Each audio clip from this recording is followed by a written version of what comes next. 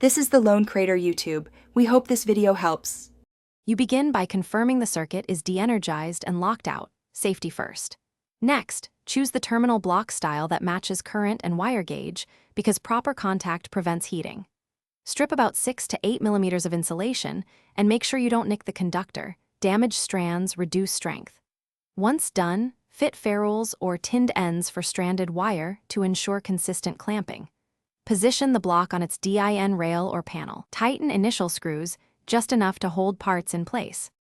Now you insert each conductor fully into its respective terminal. This is how you ensure reliable contact and lower resistance.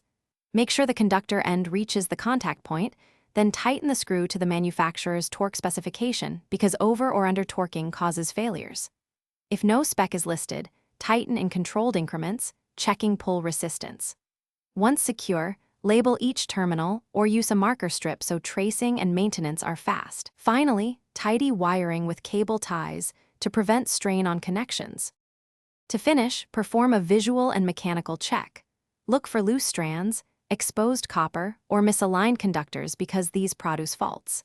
Then test continuity and insulation resistance to verify connections and prevent shorts once power is restored. If you find heating, buzzing, or intermittent contact, make sure to de-energize and recheck torque and ferrule seating, as poor clamping is the usual culprit.